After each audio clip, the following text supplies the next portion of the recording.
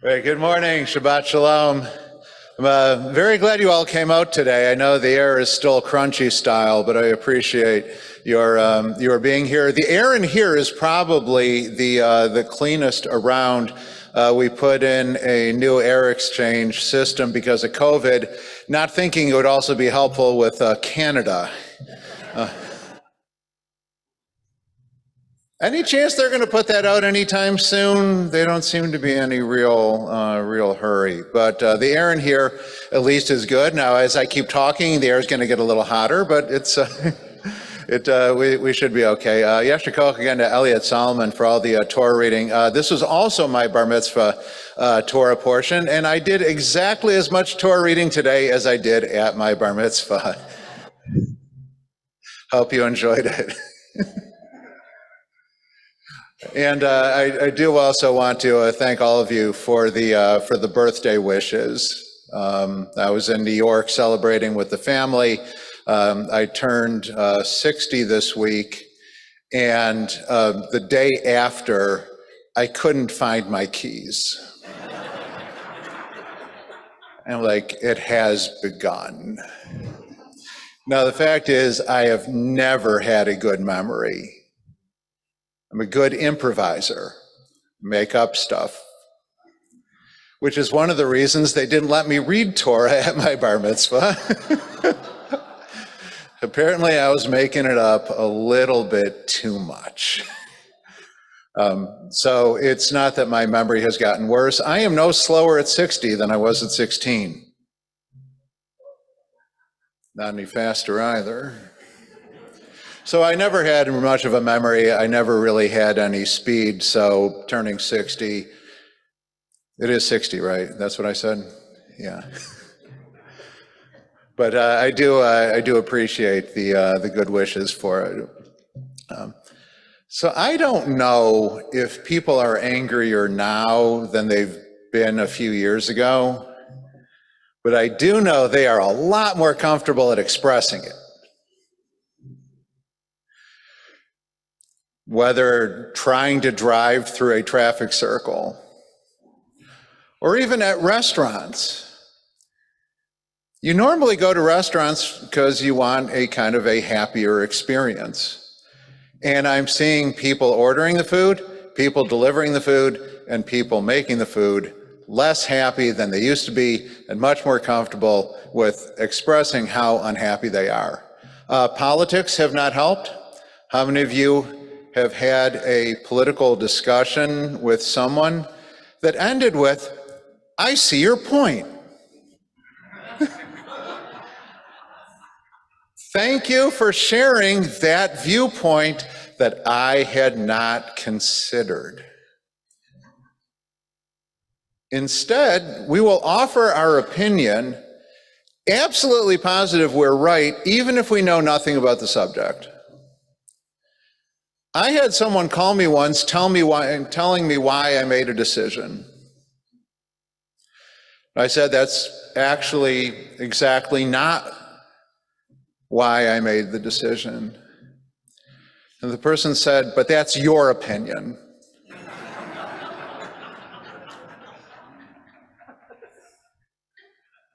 I didn't know where to go from there. You know, some of it is social media. People are much more comfortable and much more adept at just sending messages. The number of angry emails that I get, and some of you all are going into spam. Well, nobody here.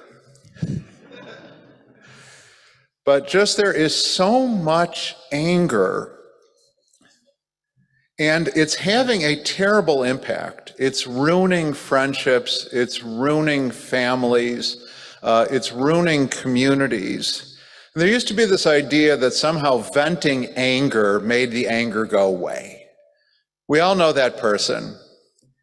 It's probably like your great uncle. That's just him. That's just the way he expresses himself. And then as soon as he vents his anger, he's fine. No, he's not. He is not, or she is not. They are just reloading. They are not fine. Venting your anger creates more of a desire to be angry. It's not that you're angry about, it's just that you're angry and you're looking for something. It actually rewires your brain. Each emotion that you express fires certain neurons, and the more anger you express on a regular basis, the more that becomes your default. And it's destructive. Now, anger is a very, very normal human emotion. We all get angry. But it's how you express your anger that makes the difference between whether you're effective, whether you connect to people, and whether you are destructive. I have had people at the end of their lives, they are absolutely alone. And it's not necessarily that they were abandoned. It's because they pushed away everyone. Because of their words, because of their anger, because people were afraid to be around them, because they never knew when that person was going to blow. Never knew what words they were going to say that just tore your heart out. And they're alone. And sometimes, I feel bad for people, but they also made choices in their lives. And the reason I'm bringing this up particularly today is that we have the story of Moses and the water and getting water out of the rock for the people. Now, the people are wandering in the wilderness and they don't have water. Have you ever been in the wilderness without water? I've been at the mall without water and I get cranky. The people are rightfully afraid. And so God tells Moses, first speak to the rock and then the water will come. And then he says, take your staff and again, talk to the rock and the water will come. And instead Moses hits the rock and the water comes out. And what he says to the people is, Shimu na hamorin hamin hasela haza notzila hamayim. You rebels, you pain in my tablets. I am so angry that you made me be in this position where I had to hit the rock for the water. And that was the end of Moses' career. We assume that the reason Moses couldn't be the leader anymore is that he disobeyed God. He was supposed to speak to the rock, and instead he hits the rock with his staff. None of the people would have known the difference. All they wanted was the water. It wasn't that Moses disobeyed God that made God so angry. It's that Moses couldn't control his anger with the people anymore. He couldn't say, I get why you're upset. Have some water, and then we'll chat. Once Moses can't control his temper anymore, he loses his ability and his right to be the leader of the people. In fact, in Jewish law, you are not allowed to lead people you are angry at. Right? They might do stuff you may not like.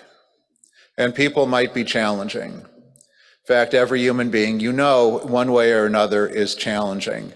And if they stop being challenging, it's just because they ran out of energy.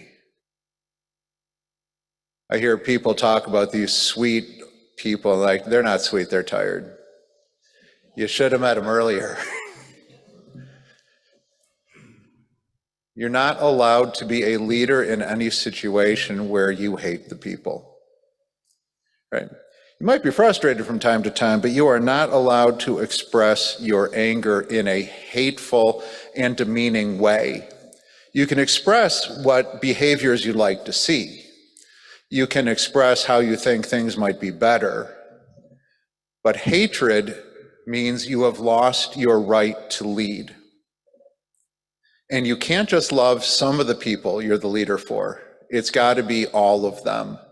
And this is why Moses has to go. In the Talmud, in Masachet Shabbat, in the tractate of Shabbat, it says, "Hamakare begeda b'chamato mevaser kelav b'chamato mefazer meoto b'chamato yehe beinecha ka'oved avodah zarah."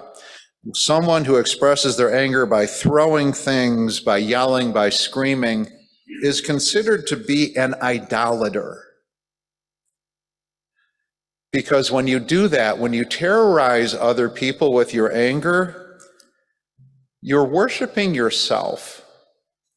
You are saying that your emotion comes before everyone else's feelings and sensibilities. And when you put yourself before others, that's considered to be a form of idolatry. In the tractate of Psachim, Reish Lakish goes even farther, says that someone who expresses their anger in a hateful way loses their wisdom, loses their capacity to lead, their capacity to teach. And this is, they even quote saying, when Moses became furious with the other officers, with the people, he lost his position as a leader.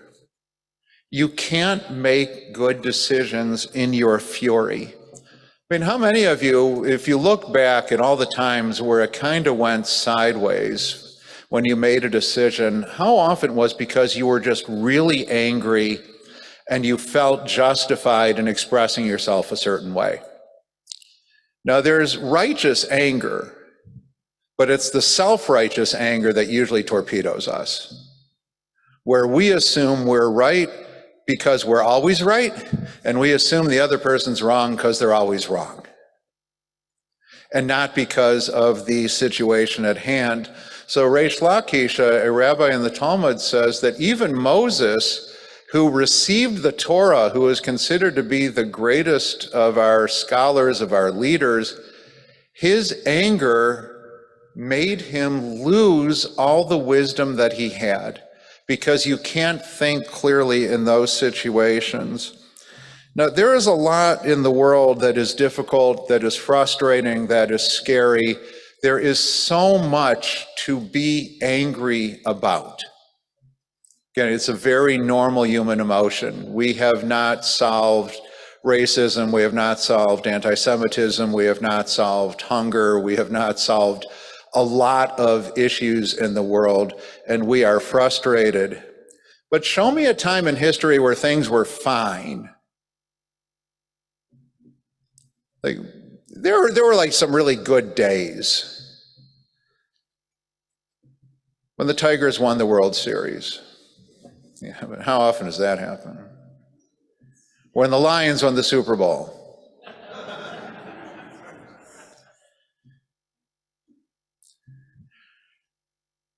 Things have always been terrible. Things have always been great. Things will continue to be terrible. Things will continue to be great. The question is, how are we going to handle it? And I think we have to fight against the terrible things that are in our society. We cannot be complacent. There are a lot of people who are being oppressed, who are being crushed by the world, and it's our obligation to help. It is our obligation to help bring a just society. That's the entire point of the Book of Prophets.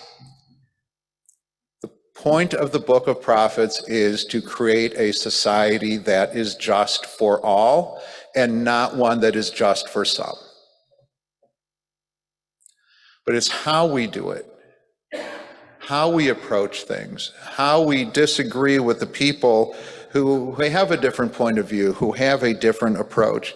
Doesn't mean everyone's right. There are some people wrong on things, but they might be right on something else. It's how we interact, it's how we express ourselves, because I am very worried about our society fracturing to the point where people cannot even sit in the same room together if they disagree. Part of what my goal has been as a rabbi, especially at a synagogue like this, where we have people on the left and people on the right, is that we can sit together, we can pray together, and we can eat together. We may not agree, and we can go around the room and we can say who we disagree with, and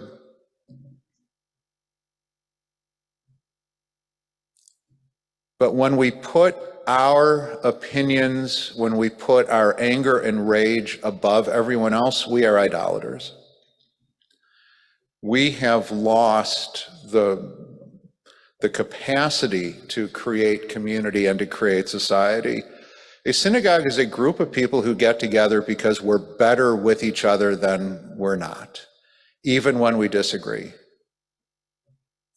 And then you get cake at the end, which actually makes it all better. And I think that's actually part of the idea. You may not come for the ideas, but you'll stay for the cake. And there is a lot of power in that.